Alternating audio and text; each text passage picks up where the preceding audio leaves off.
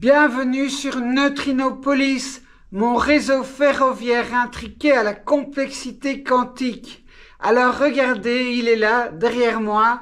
Je veux parler bien sûr de mon nouveau pont tournant, le 6152 de chez Fleischmann. Alors je vous dis tout sur le déballage, l'installation et mes premiers tests après un week-end d'utilisation. Allez, go, c'est parti! Quand j'ai ouvert la boîte, la première chose que j'ai regardée, c'est la notice. Et j'ai vu directement que la notice, la référence de la notice, c'est 6152C. Ce qui fait que j'ai pensé que le commerçant s'était trompé et qu'il m'avait envoyé une plaque tournante 6152C et pas la 6152. Donc j'ai vérifié sur la boîte, mais sur la boîte c'est bien correct. J'ai bien le pont tournant 6152. Donc la notice ne correspond pas tout à fait au pont tournant, mais les différences entre le 6152 et le 6152C sont minimes. Si vous voulez savoir les différences, vous allez voir ma première vidéo dont je mets le lien ici à droite. La notice est en allemand. Il y a des schémas, mais tout est en allemand. Alors en fait, derrière, en bloc, il y a une conversion en français. Mais évidemment, il n'y a pas les schémas. Donc il faut constamment lire le texte en français et puis essayer d'aller retrouver le bon schéma dans les textes en allemand. Donc c'est un petit peu embêtant, mais c'est pas très grave.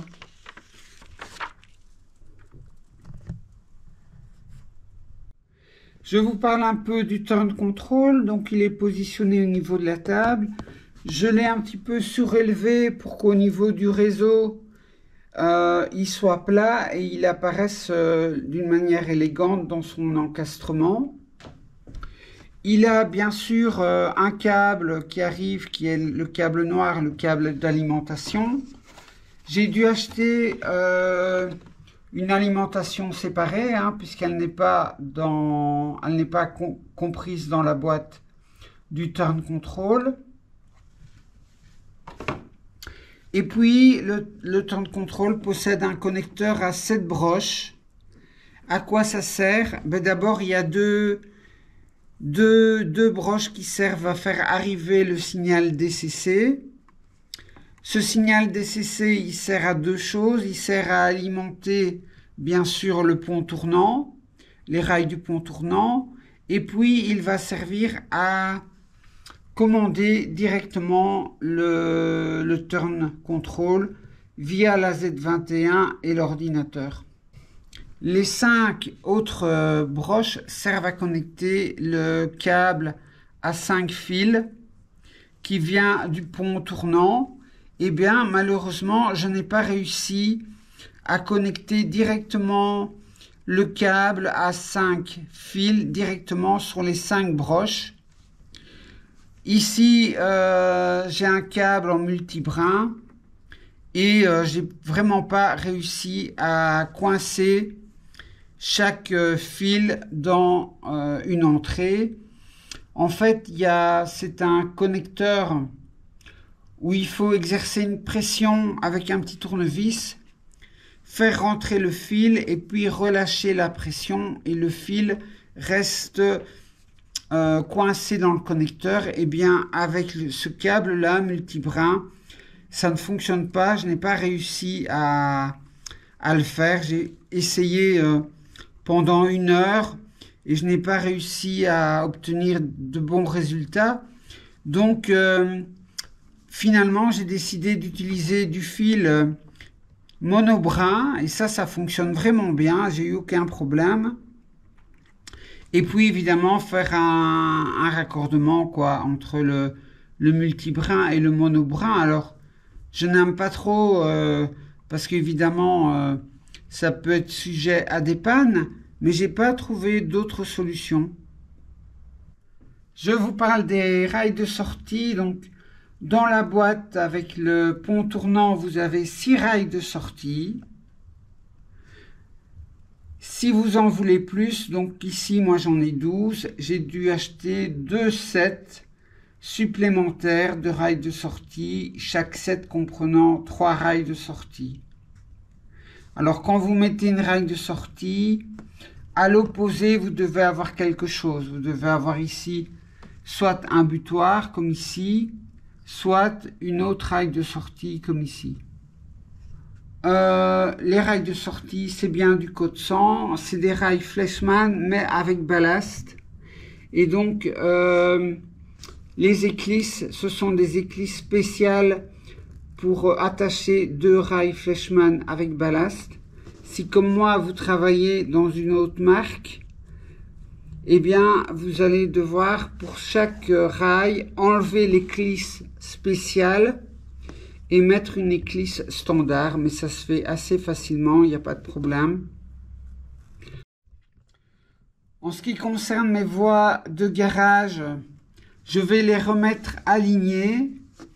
Et comme en fait l'écartement qui est indiqué sur la notice entre 2 voies de sortie, c'est un écartement de 7 degrés 50 minutes.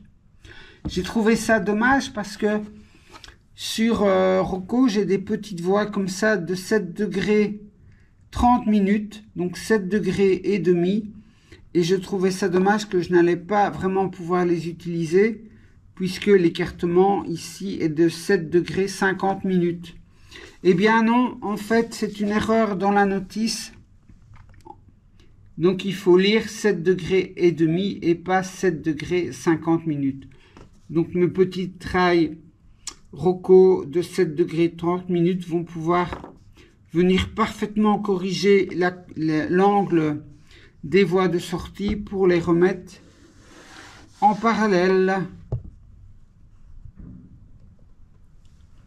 Si vous voulez remplacer un secteur du pont tournant par une voie, vous enlevez simplement le petit secteur et vous le remplacez par l'embout avec la voie.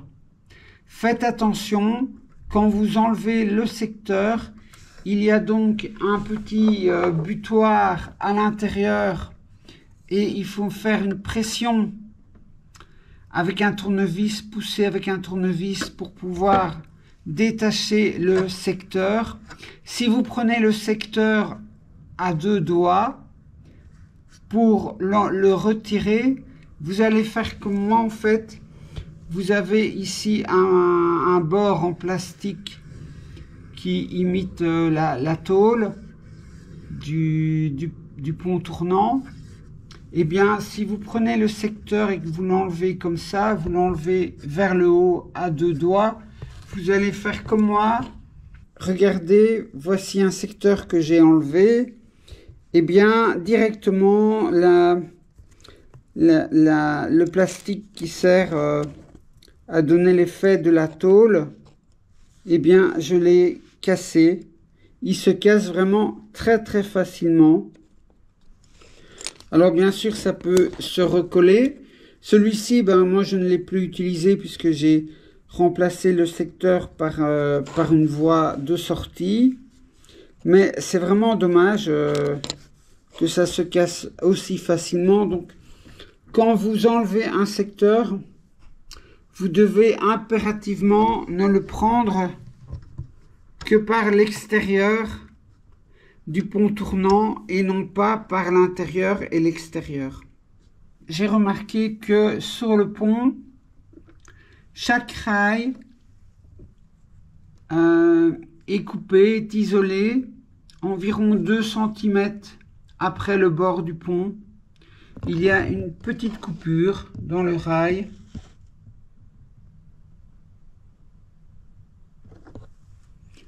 Donc aussi bien du côté droit que du côté gauche.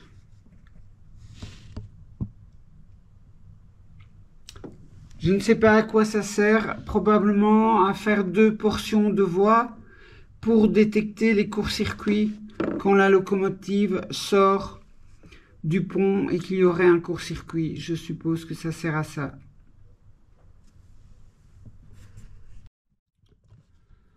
En ce qui concerne maintenant la commande du turn control, je pensais qu'il fallait la commander via la Z21 à l'ordinateur, via le protocole Loconet, en mettant un câble Loconet. Alors les câbles Loconet, c'est maximum 2 mètres de long et j'aurais eu des problèmes parce que regardez la distance du turn control. Je dois parcourir toute la distance jusqu'au bout de la table, passer en dessous de la jonction du pont entre les deux tables et puis parcourir encore une certaine distance pour arriver jusqu'à ma Z21 qui se trouve là-bas. Donc j'ai bien plus de 2 mètres. Heureusement que le turn control, on peut aussi le commander via le DCC. À ce moment-là, alors il faudra que je teste bien sûr, mais d'après ce que j'ai compris, c'est que chaque position du pont est en fait un numéro d'aiguillage. Alors si on positionne l'aiguillage à courbe, le pont se met sur la bonne position dans le sens contraire des aiguilles d'une montre. Si on positionne l'aiguillage à droit, le pont se positionne, mais il se met en tournant dans le sens des aiguilles d'une montre. Donc, à chaque position correspond un numéro d'aiguillage et un sens pour tourner le pont. Et alors, il y a un aiguillage spécial qui est le 200, qui permet de faire donc une rotation à 180 degrés.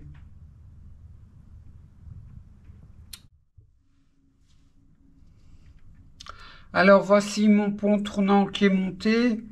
Donc ma voie d'arrivée, ça va être celle-ci. Et puis donc de part et d'autre, j'ai une voie de garage. Et alors de l'autre côté du pont, j'ai 9 voies de garage. Donc en fait, j'ai numéroté les voies de 1 jusqu'à 9, 10, 11, 12. Le turn control me permet de bouger le pont. Donc c'est assez simple. J'ai un bouton. Si je le tourne d'une position vers la droite et que je valide en appuyant, le pont se déplace d'une position vers la droite. Si je veux revenir de 2 positions vers la gauche, je tourne 2 fois vers la gauche et je valide. Donc ça c'est le principe. Sur l'écran du turn control, on voit la position du pont. Et donc dans cet exemple, je vois que le pont est positionné entre les voies 4 et 10. Je veux positionner le pont sur la voie 1, eh bien je tourne jusque la voie 1 et je valide.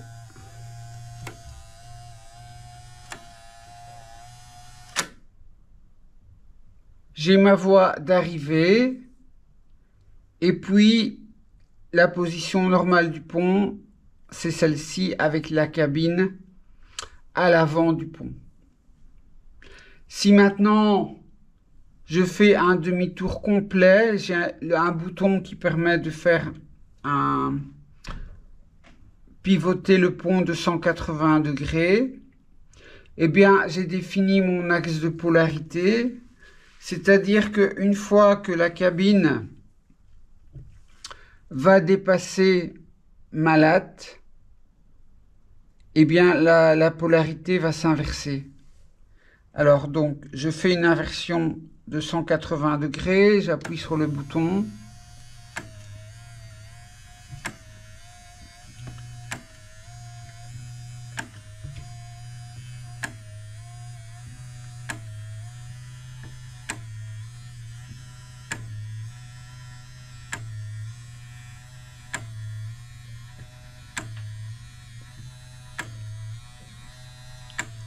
Voilà, à partir de maintenant, la polarité s'est inversée sur le pont.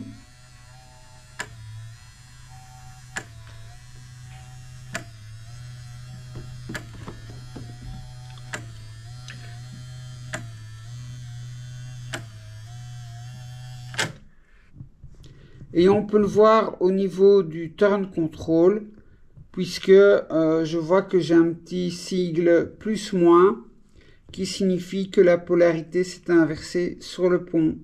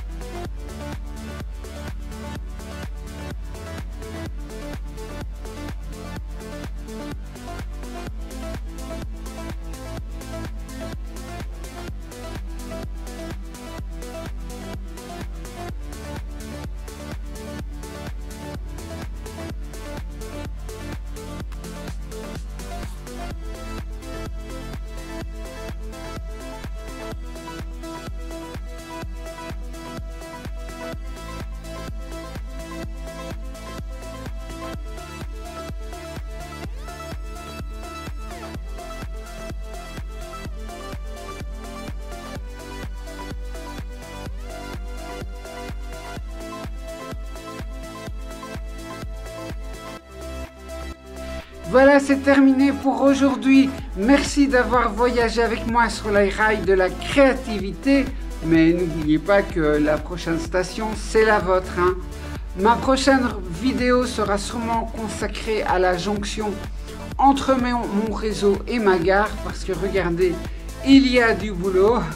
En attendant, je vous dis à très bientôt. Et puis, surtout, abonnez-vous et faites du train, hein. Salut, au revoir, à bientôt.